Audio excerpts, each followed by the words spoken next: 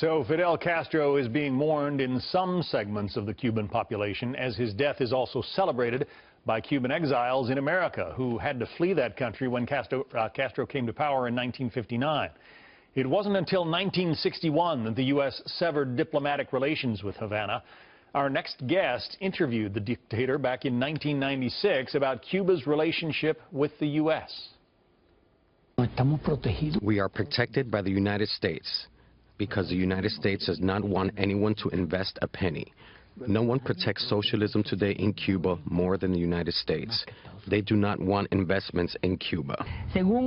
According to the U.S. Department of State, there are another 70 fugitives from justice in Cuba, accused of terrorism, of drug trafficking. Don't you mind, Commander? You know more than I do, because I have not heard of 70 fugitives of the United States.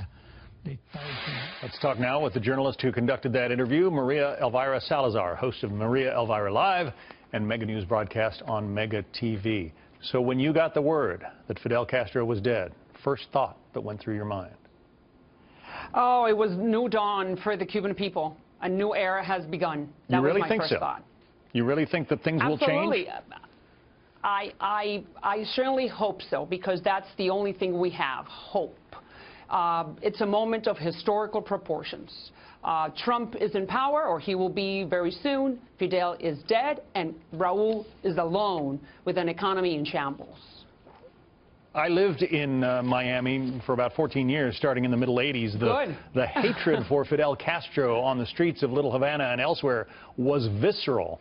But the thinking is that there is a new generation of Cuban Americans sort of taking the place of the older generation, and that they are not as anti-Fidel as their parents.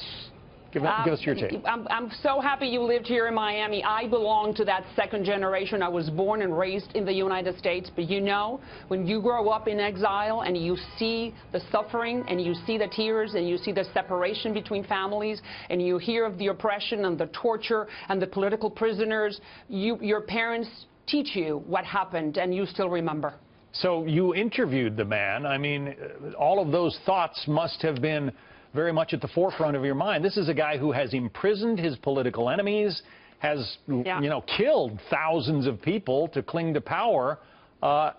Did he not understand the gravity of that? Did he not express remorse?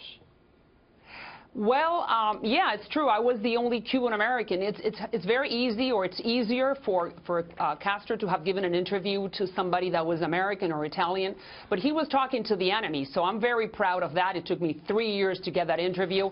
He didn't know whether I was going to say exactly what you were telling me, that he's a dictator and that he was torturing people. I was trying to be a journalist, and I was trying to be very much impartial and in the middle.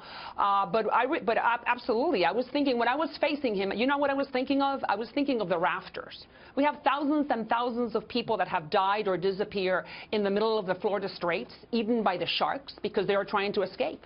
And those are the same rafters that are trying to get to the Florida coast today, as I'm sure you're reporting.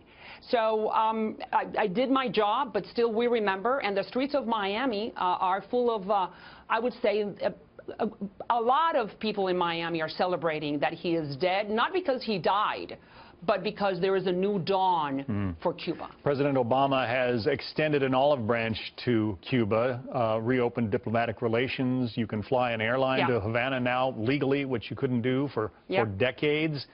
Will any of that be undone, should any of it be undone, by the incoming Trump administration? Well, that's why I'm telling you that we are in a historical, glorious moment. Because what Obama did was very noble. I think he really tried to reach to the Cuban people and put aside the government or the Castro brothers. President Obama knows exactly what the Castro brothers have done. But he tried to surpass that and reach a hand, or extend a hand to the Cuban people. We'll see. Now President Trump needs to, tell me, sorry, I just want to finish this. President Trump needs to see if he really wants to do business with the Cuban military, which is what's happening in the last 2 years. Elvira Salazar, thank you so much.